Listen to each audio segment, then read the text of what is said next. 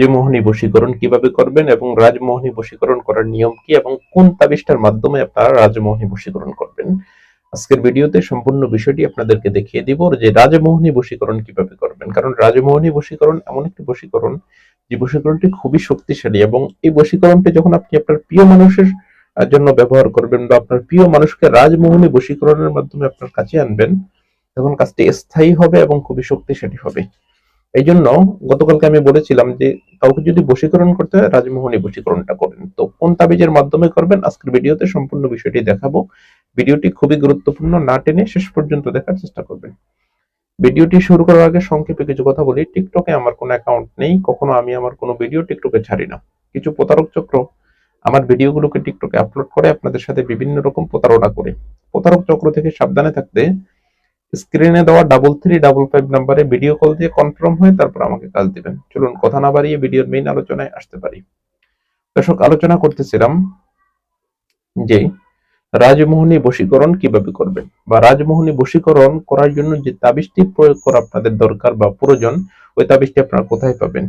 তো আজকের ভিডিওতে যে তাবিজটির মাধ্যমে আপনারা রাজমোহনী বশীকরণ করবেন, সম্পূর্ণ তাবিজটি কিভাবে লিখবেন, কোন প্রসেসে লিখবেন, কিসের উপরে লিখবেন, সম্পূর্ণ বিষয়টি দেখিয়ে দিব।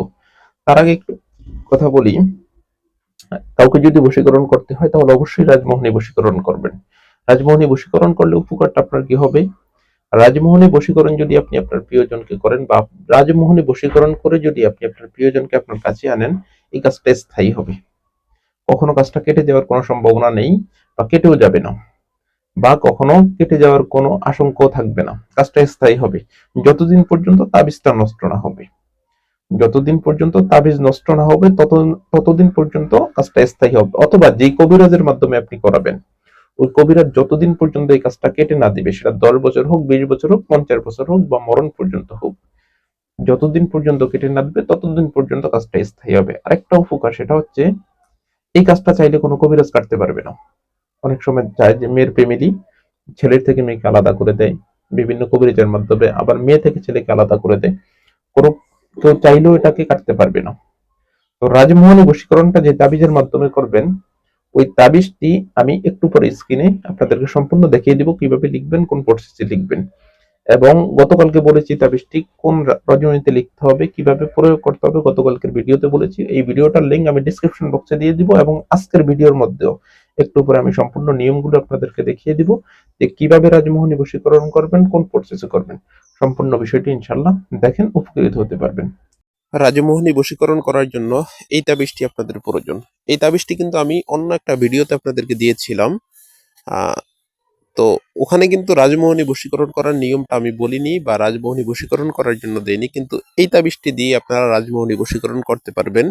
যে তাবিজটি আপনারা স্ক্রিনে দেখতে পাচ্ছেন, এই তাবিজটি লেখার নিয়ম হচ্ছে, আপনারা অমাবস্যার রজনীতে এই তাবিজটি কাফনের কাপড়ের উপর, বুরদারের গায়ের কাফনের কাপড়ের উপর লিখতে হবে।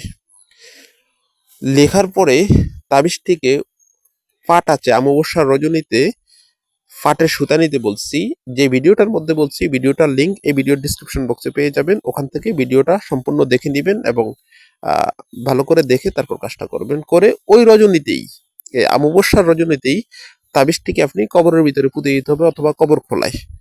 আমি এই বিষয়টি, নিয়মটি একটা ভিডিওর মধ্যে স্পষ্টভাবে বলছি। ওই ভিডিওটি এই ভিডিওর ডিসক্রিপশন বক্সে ওই ভিডিওটির লিংক পেয়ে যাবেন।